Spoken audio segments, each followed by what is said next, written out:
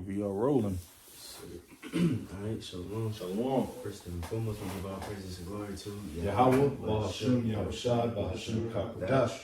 And that belongs to the apostles of GMS Columbus, and shalom to the faithful men, those who continue doing the work of the Lord. You know what I'm saying? So it's GMS Columbus, Ohio, once again for a Sunday class, continuing the Bible series. And Lord willing, today we're going to touch on a very short book, 8 chapters, Song of Solomon, or in other words, Song of Songs. So yeah, Lord willing, just gonna tackle this. It might be a short, sweet, Lord willing class, and then next week, Lord willing, we're gonna go into the book of Isaiah. Cause I was gonna do Song of Solomon and then kind of add a little bit of Isaiah, but I might just focus on Isaiah by itself. But so yeah, so Lord willing, we can get the summary, and then we can just get up in there and then break this thing down. Whoever got the summary got it. I got it. So I looked at the overview. It's kind of shaky. But this is real quick. It's site is Bible Project. This is the book of Song of Solomon. So like your Songs of Songs. Oh, the Song of Solomon. But it says Song of Songs is well known but little understood book of the Bible, made up of 8 chapters of ancient Israelite love poetry. While there is an introduction and a conclusion, the book doesn't have a rigid literary design. It's a collective of poems that are not meant to be dissected, but rather read and enjoyed as a flowing whole. Right, and I don't know if they're going to go into it, but, you know, it's really going into a relationship between the Most High and His people. You know, and that woman in this particular story is pretty much Solomon, you know, and then the husband is Yahweh, you know what I mean? So, is it more? I'll keep reading. Again, you know, chew the meat, spit out the bones. Because, again, it is for the masses, a complicated book. But, you know, again, like the elder may mention, you know, we have the understanding of it. But since the first line of the book declares that it's a Song of Songs, a Hebrew idiom similar to Holy of Holies, or King of Kings, is a Hebrew way of saying that something is the greatest. The song is the greatest song of all. We're also told that this song is of Solomon, which could be taken to mean that he is the author. However, as we read the poem, we find that the main voice belongs to a woman called the Beloved. Right, again, like you said, symbolizing, you know, the nation, or, you know, the relationship. It says, while there's a male voice in this poem, it is not Solomon's, which, you know, again, chew the meat, spit out the bones. Since he is mentioned in the poems, but never as a speaker, it says, besides you have to admit that Solomon,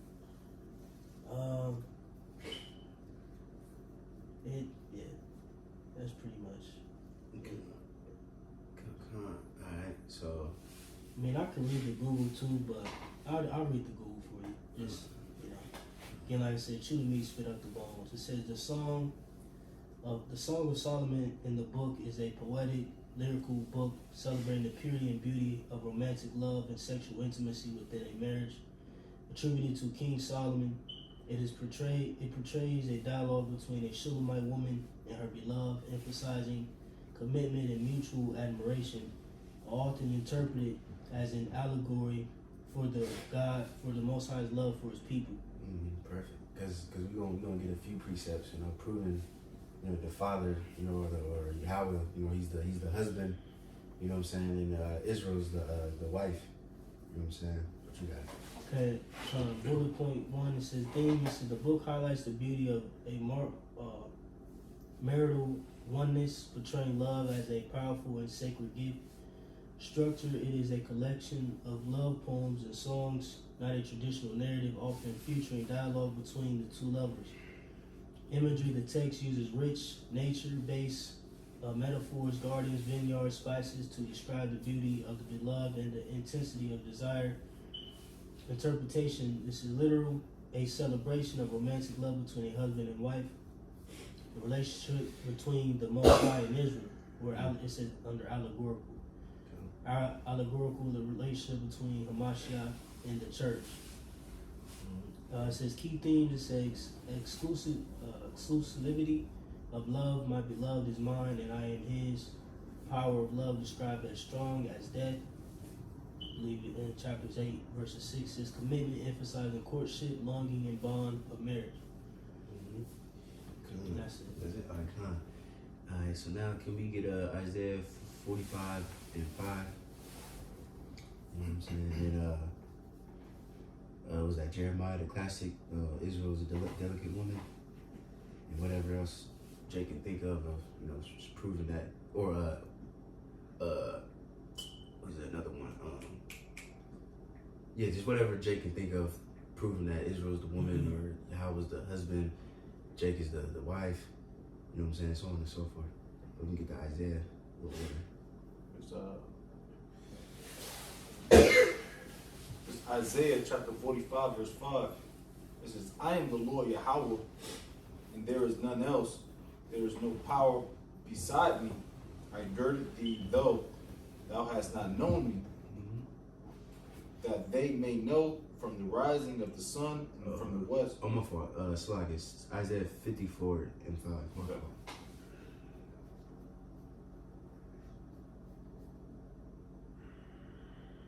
Isaiah chapter 54, verse 5. For thy maker is thine husband, the Lord Yahweh of hosts is his name, and thy Redeemer, the Holy One of Israel. The power of the whole earth shall be called. Right, so I'm saying, so there's a lot of metaphorical poetic speech in the Bible, you know what I'm saying? Sometimes it's literal, sometimes it's metaphorical, and again, the Heavenly Father, he's metaphorically our father, he's metaphorically our husband, he's metaphorically, so on and so forth, and that's something that people can't understand. That's why you gotta have the Holy Spirit, because the Bible goes back and forth from literal and metaphorical, sometimes it's double fold, sometimes it's triple fold. Symbolism. Right. You know what I'm saying? That's why, I gotta mention them bastards, the Muslims, they can't understand, they can't wrap their mind around that the father have a son. They like, oh, what? God can't have a son. What does that mean? It's not meaning that literally the father busted a nut and then now we here. Or does that mean literally that we literally the Heavenly Father's wife, that we gonna be in, we get to the kingdom of heaven, we gonna make love to that? No, it's just metaphor, it's just poetry. Appreciate it for that.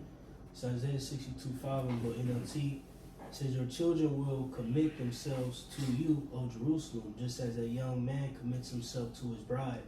It says, then the Most High will rejoice over you as a bridegroom rejoices over his bride. Again, so similar to the, how symbolically we are the bride of the Lord. He's the, the bride's groom, or the husband,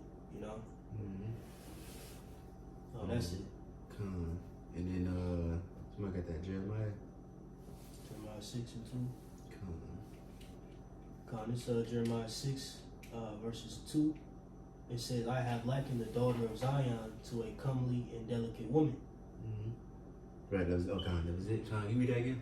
It says, I have likened the daughter of Zion to a comely and delicate woman. Right, a comely, a beautiful, delicate woman. You know what I'm saying? And we're gonna go into it. The Song of Solomon, lovers speaking back and forth, and you see that the husband or the man, you know what I'm saying, that he left for a moment, but he's gonna come back. We're gonna go on to all that, you know what I mean? Because it's a beautiful story if you can understand, if you got eyes to see and ears to hear. But anybody got anything else before we get into it? Another one. Come on. This is Isaiah 65 and 19. And this again, showing how the nation is likened unto a woman. It says, I'm going to go KJV. It says, and I will rejoice in Jerusalem and joy in my people. And the voice of weeping shall be no more heard in her, nor the voice of crying. Right. So again, the subject matter being Jerusalem, the people, which the people make up Jerusalem. And like it said, of weeping shall be no more heard in her, nor the voice of crying. Ultimately prophetically speaking of the kingdom.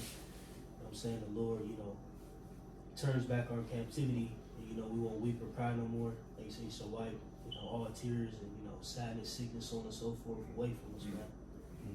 But again, like I said, it's comparing Jerusalem to a woman, and we won't weep no more. But that's it. Alright, come on. Alright, so real quick. Alright, so now Lord willing, can we get Song of Solomon 1 and 1? We might just read the whole chapter right there. It's nice and short. I got you. Come. This is the book of Songs or Songs of Solomon, chapter 1, verses 1. This is the Song of Songs, which is Solomon's, right? See, that's why I said chew the meat, spit out the bones on that little journey. Because, ultimately, Solomon is the author of this book. It says, let him kiss me with the kisses of his mouth, for thy love is better than wine. Right, and that's again not literal. It's just talking about this truth. And he says that love is better than wine, right? So let's get a quick precept. Isaiah, Psalms 63, and you start at 1. Because this truth is better than life. It's sweet. Like also said, what it says, sweet as honey. But whoever got it. I got it. And also likened it to bread, wine, water, Life. right? All those things are essential for you to live. You can't live without water and bread and food and things like that. Even Job said that. He said, "I consider your word better than my own food." What was that? In Deuteronomy it says, "Man can't live." I think it's Deuteronomy. It says, "Man should not live by bread alone, but by every word that proceedeth out of the mouth of the Most High." Yeah, because the more money you make, you might think you're going off, like you're well off, but you're not well off, man. You're like bugged out, bugged the fuck out, man. Yeah. Can I bring a quick precept out for you? Just real quick, because like you said, in some cases it isn't literal, it's poetic, or like the scripture use a lot of similitudes or dark sayings or parables. Right. But real quick, this is Hosea 12:10. It says, "I have spoken by the prophets, and I have multiplied visions and used similitudes by the ministry of the prophets." Right. So when you go into the word similitudes, it goes into the mah? I believe the mah. It says to be like, resemble, to be like, resemble, to liken, compare, to imagine, think, to make oneself like. So when you dive into the scriptures, there's a lot of similitudes, things that are being compared to something, or the Lord uses things, that imitate, life to resemble something spiritual, in a sense. But that's it. This is Psalms chapter 63 at the top. A psalm of King David when he was in the wilderness of Judah. O power, thou art my God.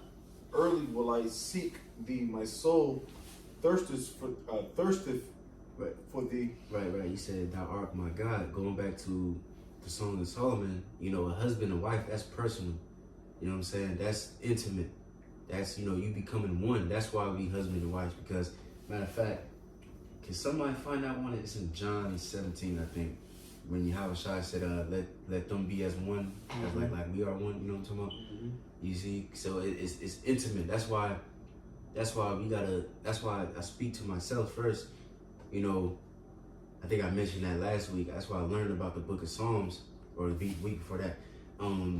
A lot of Psalms that say, "My Lord, my God," you know what I'm saying? It's like very personal, and that's how the Heavenly Father is to us. That's our God. That's not, he's other heathen. Now, of course, the Lord rules over them too, but he's ours. You know what I'm saying? So, Yeah, it's very possessive. yeah. That's why you see these cold cases, like when a woman go off and deal with another man, and he just put her to death in a hard way, like 64 stabbings or something like that. Right. Don't they call that a passion crime or something? That's like like a passion crime. Crime. Yeah. And that's well. Just read it. If this place was any type of like righteous, it would like, hey, dip out, man. You good? Send him to 25 years of life and shit, man. Right. because the bitch went off, man. Especially if that's like, and see, for our case, it's like, that be Jake who be dealing with, you know, women after they really had their true man and shit. Like, just imagine, like, that was your real woman. Right. And you know, you went through the ceremony, took her virginity, Yeah. token of her virginity. Like, Hey. man, bro, like, hell yeah. Crazy, yeah. I mean, now it's like, you know, ain't nothing, I mean, I don't know about Jake, but I know I ain't taking nobody's virginity. You know what I'm saying? So it's like, you know, you can be mad, but that's how Jake act. You know what I'm saying? Even now, even though they, you know, that ain't even a true woman, so to speak. Yeah. You know? Yeah. That's why the scriptures say the Lord is jealous for us, because that's a law. You know what I mean? Because people like Christians, they will think that being jealous is a sin. Now it is. It, you know, depends on what jealousy you're dealing with. Mm-hmm. But there's a whole law on jealousy. Like if your wife doing something behind your back, you can, you know, if jealousy, you can put that bitch to death. But so how much more with the Lord? You read that in Ezekiel. You know what I'm saying? The Lord likened us to his wife, and he said, I think he said, I'm taking jewels away, beat you and all that. Because he's jealous for us. He sees us go after all these other different gods and different religions. He's like, what the fuck? This could be my wife. Could be my children. So I'm about to, that's why we went through what we went through, slavery, and so on and so forth. You know? Fucked up, man. Mm-hmm. You got it. The John or? Yeah, John. This is John 17. I'm gonna start at, which this whole chapter, you know, shows forth the intimacy, you know what I'm saying? Like the other boys making mention, but let's go 18. It says, as thou hast sent me into the world, even so I have also sent them into the world. And for their sakes I sanctify myself, that they also might be sanctified through the truth. Mm-hmm. Neither pray I for these alone, but for them also which shall believe on me through their word. Right, so now he not only was praying by his for his disciples, but also for us today. You know what I mean? And all the other different believers all throughout the world. Right, you got it. Says that they all may be one, as thou, Father, art in me, and I in thee, that they also may be one in us. Right. That the world may believe that thou hast sent me. Man, that says a lot too, because then that pulls down the stronghold of so-called Trinity, because they say, well, God and Jesus, whatever, all one, but we one too. Right. So what's it gonna be a four? I don't know. I'm gonna say four in Trinity, but you know, but it's making me think of like when he told Adam, you know, you shall be one flesh. You know, they're in unity. You know what I'm saying? Like that marriage. Right. You know, it unifies. You know, the two parties. You know what I'm saying? Like us for the nation of Israel. You know, even when you go into the deliverance, that's like the bed chamber. You know, the chamber where the wedding is consummated. You know what I'm saying? Where the intimacy, you know what I'm saying, takes place. That's why he said in Isaiah 20, enter into thy chambers. You know what I'm saying? That the destruction may overpass thee. You know, that chamber is like, you know what I'm saying, where the marriage is consummated, you know, like solidified, you know what I'm saying? You know? That was it, right? I can read one more. It says, in the glory which thou gavest me, I have given them, that they may be one, even as we are one. Perfect. You know what I'm saying? Let me see something. Do we read Isaiah 62? 5? Yeah. Yeah. Okay, come. Alright, cool. Want to read it again? Oh, that's all good. It's all good. Let me go back to that. Psalm, yeah. This is Psalms, back at Psalms. I'll start back at the top again. Psalm 63:1. This is a psalm of King David when he was in the wilderness of Judah. O power, thou art my power. Early will I seek thee. My soul thirsteth for thee. My flesh longeth for thee in a dry and thirsty land where no water is. Right, and two things. You know, one, when we go into the story of the Song of Solomon, you're going to see the woman was longing after her husband, you know, and she couldn't find him. And then the watchman came, and then, you know, we're going to go into that in a minute. But that's how we feel, too, today, you know, because it mentioned, she said, I'm love sick. You know, you love sick, you know, you ain't seen your lover. You know, you be thirsty for the Lord. We want righteousness. We just want to see righteousness on the earth, and we tired. We sick and fucking tired of this place. Right, man. We get tired of it. We are fed up. You know, and we see that prophecy is going to pass. You know, it shows you that the Lord's fed up too. And he's want his lover just as much as the lover want him. You know what I'm saying? It goes both ways. That's why I think we read that, I think at last camp, you know, it's your Father's good pleasure to give you the kingdom. Yep. You know, the Lord and his son and the angels, they all longer for us too. You know what I'm saying? But you got it. Verse 2, it says, to see thy power and thy glory, so as I have seen thee in the sanctuary. Mm-hmm. Because thy loving kindness is better than life, my lips shall praise thee. Right, see what I'm saying? And we read that in Song of Solomon. It says, what he said, the kisses are better than life, something like that. You know what I'm saying? But you got it. It says, thus will I bless thee while I live. I will lift up my hands in thy name. Mm-hmm. In the name of the Lord, which is Yahweh and the Son of the Lord. You got it. It's important, man. Mm-hmm. My soul shall be satisfied as with marrow and fatness, and my mouth shall praise thee with joyful lips. Let me see. We can probably, we can stop there. You know what I'm saying? Just to show you how this truth is better than our own life. It is. It really is, man. It really is, man. That's the only reason why we living, you know? Mm-hmm. And like the name, you know, the name, Yahweh Shai, man. Like, watching videos, you know, they it's so important. You shoe and all that bullshit. That's not gonna save you, man. Out this bullshit that we're going through, man. Mm-hmm. It's Yahweh Bashim Yahushai, man. You know, nothing else, man. There's nothing can make that, you know. All right. Come on, you got it. Back to that song, Solomon. It reads, verses 3, it says, because of the savor of thy good ointments, thy name is as ointment poured forth. Therefore do the virgins love thee. Right, you see, you said that name again. It says thy name is an ointment poured forth. Which we already mentioned, Yahweh and his son's name, Yahweh Shai. Therefore the virgins do love thee. You know what I'm saying? Lord willing, we be those wise virgins. You know what I'm saying? But you got it. Verse 4 reads, draw me, we will run after thee. The king hath brought me into his chambers. We will be glad and rejoice in thee. We will remember thy love more than wine. The upright love thee. Mm-hmm. The upright really. So you see what I'm saying? That's the only the upright love. The wicked, they gonna hate the Lord. You know what I'm saying? That's why the Lord gonna destroy them. But the upright, you know, he's going to lift them up and promote them and give them the kingdom. You know what I'm saying? But you got it. It says, I am black but comely, O ye daughters of Jerusalem, as the tents of Kedar, as the curtains of Solomon. Right, which is, there you go right there too. You know what I'm saying? That also proves too that the Israelites were so-called black Latinos and Native Americans. And the tents of Kedar, if you look it up, it's just a black tent. You know what I'm saying? So you can't run away from that. You know, but you got it. Verse 6 reads, look not upon me because I am black, because the sun have looked upon me. My mother's children were angry with me. They made me the keeper of thy vineyards, but mine own vineyard have I not kept. Right, because, you know, again, the sun darkened the skin, you know, and that can't happen to the so-called white people. You know, that's going to fuck their skin up.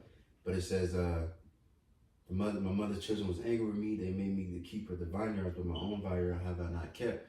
You know that represents slavery. You know, we working in Esau's vineyard and what's it called, factories and buildings and all kind. We build all this bullshit, but our own vineyard, our own companies and shit, we don't have. You know, but you got it. Verse 7 it says, tell me, O thou whom my soul loveth, where thou feedest, where thou makest thy flock to rest at noon. For why should I be as one that turneth aside by the flocks of thy companions? If thou know not, O thou fairest among women, go thy way forth by the footsteps of the flock, and feed thy kids beside the shepherd's tent. Right, real quick. That might be it. We can stop there. Let me see. Yeah, we can stop there. And then if we can go to, let's see, chapter 2, we might jump around a little bit in this one. Let me see. You can start at chapter 2 at verse 7. Song of Solomon 2:7. It reads, I charge you, O ye daughters of Jerusalem, by the roes and by the hinds of the field, that ye stir not up, nor awake my love, till he please. The voice of my beloved, behold, he cometh leaping upon the mountains, skipping upon the hills.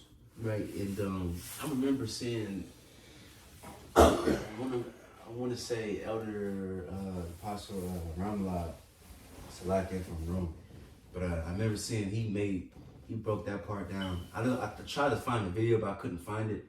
But I remember watching it a long time ago, and that's pretty much going into like the chariots, you know what I mean? And I believe he mentioned the song that slave song, he be coming around the mountain when he comes, in which the original was actually it was saying King, you know, well I'll just say Yahweh Shai coming around the mountain where he come, you know what I'm saying? And the other, you know, that's what it's going into, you know, with him returning in those chariots. All right, but you got it. Kind of reads verses 10. Says, my beloved, speak and said unto me, rise up, my love, my fair one, and come away. For lo, the winter is past, the rain is over and gone.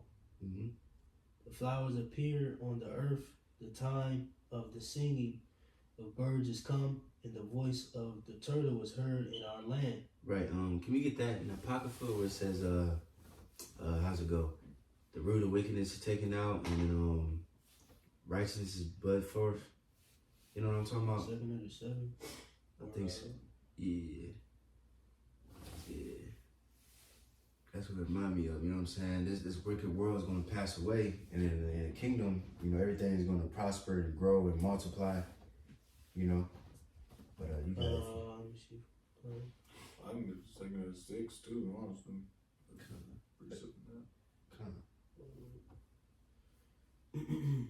You got prison. You can read it till Jake is here. 706 and 27, something. I'm thinking, maybe thinking of this one. I'll read it real quick. 707:44. Intemperance is at an end. Infidelity is cut off. Righteousness is grown, and truth is sprang up. Yeah, that's it's talking about the same thing pretty much. I'll read it. I'll start at 43. 207:43 says, but the day of doom shall be the end of this time, and the beginning of immortality for to come, for incorruption is past. Right, the day of doom, right? Because you already know that World War III is coming. The thermonuclear missile is going to destroy this place. You got the chariots, you know what I'm saying? That's going to destroy this place as well. And then it's going to be the end of this world, this age, you know, and bringing in the kingdom of heaven. Yeah, it's reassurance, man. For you Israelites, man. Real talk. You should love this, what's going on right now, man. Yes, sir. Even though it fucking hurts, you know? Verse 44 reads, for it says, intemperance is at an end, infidelity is cut off, righteousness is grown, and truth is sprung up. I'll read 45. It says, then shall no man be able to save him that is destroyed, nor to oppress him that have gotten the victory. Right. Why? Because the Lord himself is going to get us out of this situation. You know what I'm saying? So when the Lord gives us out of the situation, ain't nobody going to be stopping. Esau ain't going to rise up again. None of that shit. We going to rise up. Right? The rest of the nations fall. You know what I'm saying? And it's going to be a world of, like I said, everything's going to prosper again. The trees and the birds and the people, everything's going to be fruitful and multiply. There's going to be number righteousness and prosperity. All right? You said you got something? It reiterate what he said, so I was saying. I'll read it real quick. 606 and verse 28, it says, as for faith, it shall flourish, corruption shall be overcome, and the truth which have been so long without fruit shall be declared. Y'all notice this scripture coming out a lot lately, man. It's speaking Straight up, you know. Let me see. Where you left off on? Verse, Songs of Solomon. Yeah. I think 10. Let me see.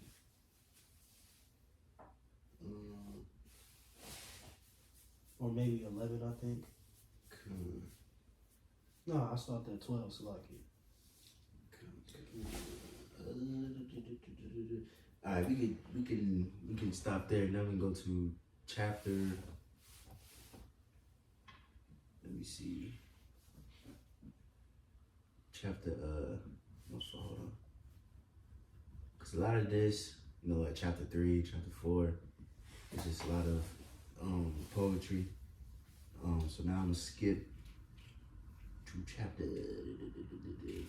5. We can start at 5 and 1. Song of Solomon, chapter 5, verse 1. I am come into my garden, my sister, my spouse.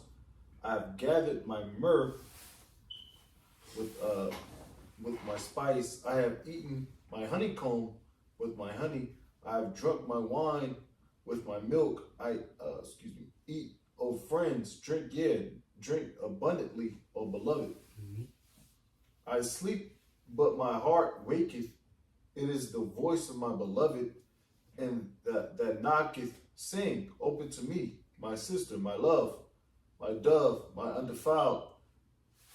My head is filled with dew, and my locks with the drops of the night. Mm-hmm. I have put off my coat. How shall I put it on? I have washed my feet. How shall I defile them? My beloved put in his hand by the hole of the door, and my bowels were moved for me. Right, and then what is that? Like, the beloved, or what it say? He say, knock at the door. Mm-hmm. You know what I'm saying? Can you get that revelation? And then also the blue letter for the word sup. These have Revelation 3, I will sup with you. Because that goes into intimacy too, you know what I mean? Because you got to be personal to sup with somebody, and it's going to go into the word, going to go into it. But, Revelation 3:20, it reads, it says, behold, I stand at the door and knock. If any man hear my voice and open the door, I will come into him and will sup with him, and he with me. Right. So we get to that word. It's going to go into it further. The word sup in the Greek. 1172, digneo. It says to sup. Let me see. It just says to sup here. Let's see. Go to the Greek lexicon. For the Strong's, it says take the principle or evening meal. Right, that's where you get like supper from. Mm-hmm. You know, the supper really, that's why when you eat, it's it's like a ritual. Like you prepare the table, you sup, you talk about the day. Mm-hmm. The intimate things. Things that happen. Right. You know what I'm saying? You let it, like they said, let everything out on the table, so to speak. Mm-hmm. It says It's a blessing. yeah, when you go into the Thayer's Greek lexicon, it reads in an allegory, I will make him to share in my most intimate and blissful intercourse. So I'm saying most intimate, you know what I mean? Because the Lord gave us the secrets. He gave us the prophets. They know the secrets of the Lord. You know what I'm saying? That's why I also said that we are friends of the Lord. You know what I mean? It's more intimate. Because what Yahushua said that he said, I no longer call you servants because a servant don't know what his master doeth. I call you friends. You know what I'm saying? And if you sitting with your friend, y'all eating, y'all might be discussing things and what, like brother said, things that happen or whatever in your personal life, and you might tell him something, and he might tell you things, so on and so forth with Yahushua. For us, it's a personal one-on-one. Or even if you go take a girl on a date, you're trying to get to know her, you might sit down and eat, talk, you might discuss things. Right. That's why when you see Jake, and you see, like, you look at Jake Moore, the counter, like, what's up? You know what I'm saying? Right. Like, what's up? Like, let's sup. Like, what's going on?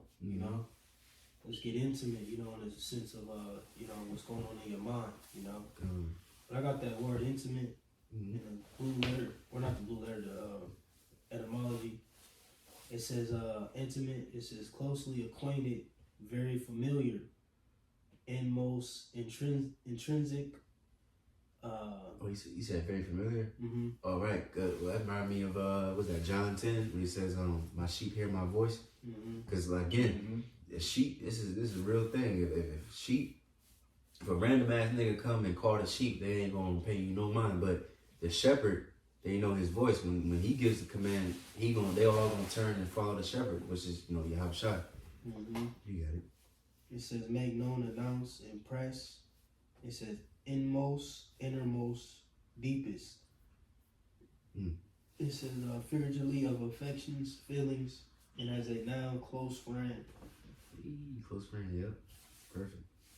Yeah, the thing, because you got, it's like a close friend, like, certain shit, that I know that everybody else doesn't know. You know what I'm saying? Mm-hmm. That's an intimate friendship, you know what I'm saying? Just like with, who was that, David and Jonathan? Mm-hmm. You know what I'm saying? So they were knit together, you know what I'm saying? Their love surpassed the love of a woman, They were, intimate. Or in the sense of, they were very familiar with each other, you know what I'm saying? And it's beautiful too, like if you watch the new season of House of David, they go into that portion of Samuel. How because if you ain't know, Jonathan was way older than David. You know what I'm saying? He was already in Saul's army, etc.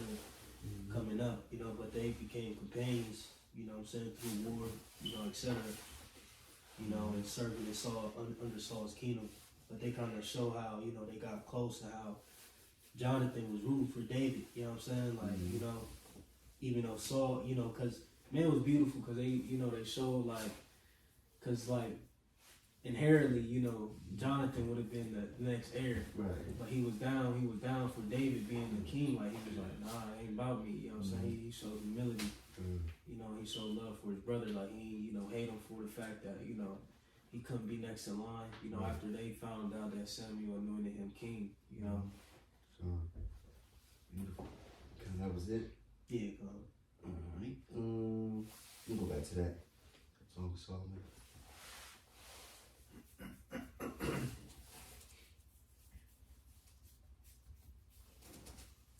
Back at it.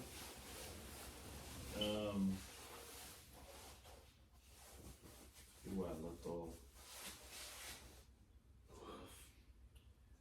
Song of Solomon, chapter 5, and I'll just go back to that. I can't remember what I left off at. Oh, yeah. One. Abundantly, oh beloved, I sleep, but my heart waketh. It is the voice of my beloved that knocketh, saying, open to me, my sister, my love, my dove, my undefiled. Okay. For my head is filled with dew, and my locks with the drops of the night. Sorry? So Jake at like 5. Yeah, that's why I kind of read. Alright. Sorry about that.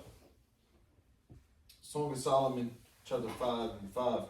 I rose up to open to my beloved, and my hands dropped with myrrh, and my fingers was sweet smelling myrrh upon the handles of the lock. I opened to my beloved, but my beloved had withdrawn himself and was gone. My soul failed when he spake. I sought him, but I could not find him. I called him, but he gave me no answer. Right. And it's like the Lord, you know what I'm saying, when he said, I would draw my face to acknowledge the affliction, the Amos, and then also you can liken it to Yahweh Shai, because Yahweh Shai is a husband too. You know what I'm saying? We said I provide you like as a chaste virgin, and Yahweh Shai, he away in the journey. You know what I'm saying? And then it's gonna go into the prophets too. Next verse, but you got it. It says, I opened to my beloved, but my beloved had withdrawn himself and was gone. My soul failed when he spake. I sought him, but I could not find him. I called him, but he gave me no answer. The watchmen that went about the city found me. They smote me. They wounded me. The keepers of the walls took away my veil from me. Right, and the watchman was given to the prophet, and he wounded her, right? So let's get real quick Psalms 140.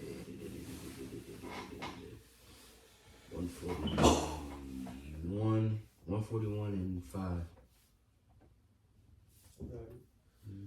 Psalms 141:5, it reads, let the righteous smite me, it shall be a kindness, and let him reprove me, it shall be an excellent oil, which shall not break my head, nor yet my prayer also shall be in their calamities. Right, so that smite me is just going to, the prophet's going and, rebuking and giving a breakdown, you know what I'm saying? Not literally beating their ass, But, let me see, go back to Song of Solomon 5. What verse you started at? 8. I stopped at 7. I can go to Right, just like when, who was that cussed out David? So Samuel? Or was it Nathan? Yeah, Nathan. Nathan. So he cussed him out. You know what I'm saying? He smote him, you know what I'm saying, with his lips. Cool. You can read one more verse in that one. All right, verse 8. It says, I charge you, O daughters of Jerusalem, if you find my beloved, that you tell him that I am sick of love. Which again, like I said earlier, that's us. We sick of love. We love sick. We wish the Lord would hurry up and return. This is a song by Brian, what's his name? Brian McKnight, called When I See You Again. You know what I mean? And it's going into speaking about Yahweh Shai. Him and this other dude, I don't know the other dude's name, but they was just singing and complaining about the state of the world, how ungodly it is. And he just pleading to the Lord, like, when will you see you again? Like, when you crack them skies, you know what I mean? It's just like a plea, like a lover pleading to her husband, like, God damn, you know what I mean? Like, or what's that, this is old school, 3 Degrees, when I see you again, speaking about, his lover or her lover, you know what I'm saying? Or another song, what's that song called? If and When. I showed Jake that song a long time ago. It's called If and When. It's an old song. And they going into how like pretty much I ain't seen you in a long time, but if and when you do come back, I will be waiting for you. And that remind me of the elect. Cause that's how we are. We just like, but when you do come back, you know what I mean, Lord willing, we gonna be still doing the work. You gonna be finding us doing the work and waiting.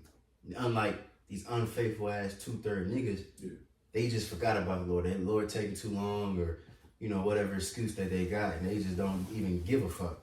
There's some old Negro rituals, the songs, that they sang in when they was in slavery.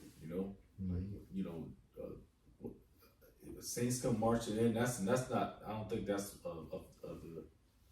of the slave journey. I don't know what the beginning of that song, but when the slaves come marching, you know what I mean? Yeah. But they sing those songs, like when, crying out, man. Yeah, swing low, sweet. Yeah. Thank you. Go on. Things like that. Wade in the water. If you go into that song, Wade, the Negro spirituals, Wade in the water. If you look at the original lyrics, it says, "Who is those children? The children of Moses wading in the water," talking about Jake escaping slavery and stuff. So they knew that they was Jake back in the day. I got that little overview. That song, that Saints Come Marching In, is a Negro spiritual, or I wouldn't say Negro spiritual, but here it goes. It's When the Saints Go Marching In is a renowned African American spiritual with roots in the 19th century religious tradition symbolizing the journey to heaven and an end to suffering. Famous for its 1938 recording by Louis Armstrong, it originated as a hymn before becoming a staple of New Orleans jazz, frequently played in funeral processions to celebrate the deceased death. Right, so they was, crying out pretty much, hoping for, you know what I'm saying? The kingdom of heaven to be established, so to speak, and the end of suffering, Jake tired of this shit, man. Yeah, straight up. Tired, boss. Man. Well, I'm thinking another song, your boy, I probably didn't mention, Distant Lover. You know what I'm saying? Marvin Gaye. Oh, yeah, that's my joint. Yeah. You feel the pain in that song. That's how we feel, man. It's just like, damn. He's one of the best now singers on the planet. Better than Michael, too. Oh hell nah. I knew that was gonna happen. Nah, he man, Marvin, he seen with so much, pain and thought, bro. Yeah, it's bro. way, yeah. That's why, like I said, like it's spiritual. You said, like when I hear that distant love, I just think about the relationship between us and the Lord, the Heavenly Father. You know what I'm saying? Like he loving us from a distance right now. You know what I'm saying? And like Marvin, he was crying and pleading. You know what I'm saying? All of course, he to a woman, whatever, but we know we tie everything to the spirit. Straight up. He, at the end, he was begging, like, you know what I'm saying? And these fucking niggas want to be here an extra 30 fucking years or so plus, Yeah, man. so you can ride That shit pisses you off, Scat man. Packs and track hawks, man. Yeah, so you can say I got a couple wives and a few beautiful children, whatever the fuck you want to say, man. I'm tired of this shit, man. Consuming lead, the foul Bad, air and water. Terrible drinking, food. Yeah, drinking Dasani water. What's the other one? What's the other fucked up water? Air, Dasani. Dasani. Nestle water. Yeah. Oh, yeah. I thought that was the chocolate milk nigga. Yeah, he got water now. You know what I'm saying? Yeah, you want to live bro. here, man. Continue to live here and flourish. Yeah. Fuck this place, man. Real quick, I could get a quick preset. One of my favorite joints. While you getting that, one more point on that distant lover song. Like one of my favorite parts when he was like, he said, "You should think about me. You should say a prayer for me." You know what I'm saying? That remind me of Yahushua because he's our intercessor. You know what I'm saying? So it's like Yahushua is thinking about us, praying for us, and he's begging the Lord to hurry up, make haste too. You know what I'm saying? It's just like, man, that song beautiful. Anyway, so like, you got Yeah, it's the best song ever. I gotta remember that shit. It's Isaiah 62 and 6. It says, I have set watchmen upon thy walls, O Jerusalem, which shall never hold their peace, day nor night. Yet they make mention of Yahweh, keep not silence, and give him no rest till he establish, until he make Jerusalem a praise in the earth. Right, so we crying out, we begging to the Lord, man, to return, man, take us out of this fucked up state, man. We begging. We going to pray, it's beg, the beg, man. Begging for forgiveness, that he, take these filthy garments off of us and array us in, beautiful garments once more, beautify the earth, man, our dwelling. That's it. Good. All right, let's just get a few more verses. Let's get that song Solomon 8 and 1. And then we can close it out. Got you. Song Solomon 8:1, it reads, "Oh, that thou wert as my brother, that sucked the breast of my mother. When I should find thee without, I would kiss thee. Yeah, I would not be despised." Right, so again, this is not literal. You ain't gonna bring somebody, your husband or to your mother there, suck the breast and shit. You know what I mean? That's just the mother is the truth. The wisdom, and we can prove that with can we get Sirach 15 and 1. We can read a couple verses in there. Got you. Sirach 15:1, it says, "He that feareth Yahweh will do good, and he that have the knowledge of the law shall obtain her. And as a mother shall she meet him and receive him as a wife married of a virgin." Right, see what I'm saying? So it's a her. It's like it's again, everything is a lot of things. Metaphor can be likened to a wife, can liken to your sister, it can liken into your mother. You know what I mean? And that's just a jig. That's just a poetry and jig. Cause there's a song by my nigga. I already said that nigga, but Garnick Silk. It's called "Like a Mother." Smack it down, right? Hey, yeah, But, I want to make a point after. He's talking about. Well, really, he was talking about his manager, but he was in the song. He was like, you like a mother to me, you like a sister, you like a wife. That's how the truth should be. It's like a sister, a mother, and a wife. You know what I mean? And it's a woman. It's likened to a woman. But you got it. I was just thinking because, again, when you sit back and think of wisdom, knowledge, and understanding, which, what's the word I'm looking for? Ultimately represents this truth, and this truth ultimately is things that, or gets represented by things that is nurturing to a man, or, just to mankind as a whole. Like I said, wine, bread, water. All right, and on the flip side, like you said, a sister, a mother, a wife, things that are nourishing, man, to the mind, body, and the soul. You know what I'm saying? So that's why it's truth, you know, is likening to them things, man. I was just sitting here thinking about it. You know, the truth is likening things that are nourishing to life, you know what I'm saying? Comforting to life, you know what I'm saying? Things that are comforts, you know, to your flesh, you know, so to speak. We can read to verse 4, then we can go back. Song of Solomon. Verse 3 says, with the bread of understanding shall she feed him and give him the water of wisdom to drink. And he shall be stayed upon her and shall not be moved. It shall rely upon her and shall not be confounded. Right, perfect. You know, just going into that, all them essentials that we need to live, which is this word. But you got it. You go back to that Song of Solomon. Song of Solomon 8, verses 2. I'll just read one more time. It says that thou wert as my brother that sucked the breast of my mother. When I would find thee without, I would kiss thee. Yeah, I should not be despised. I will lead thee and bring thee into my mother's house, who would instruct me. I will cause thee to drink of spiced wine, of the juice of my pomegranate. Let me see. We can skip. Yeah, let's just read the last verse and then you close it out, cause you know it's all just poetry, you know. But you got it. It says, make haste, my beloved, and be thou like to a roe or to a young hart upon the mountains of spices.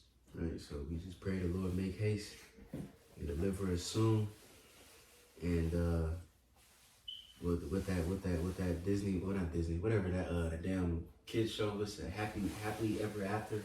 Lord willing, we can live that life with our Lord and our God and our people. You know what I'm saying? But if Jake don't got anything else, okay, all right, cons, we close out. So Lord willing, hopefully that was edifying. Next week, Lord willing, we're going into the book of Isaiah. But with that, hopefully it's edifying. We give our praises and glory to Yahweh, Ba'ashem, Yahushua, Ba'ashem Kakudash. the bounce of the Apostle GMS Columbus, showing to the faithful men as always continue to do the work of the Lord. That we're going to say shalom. Shalom.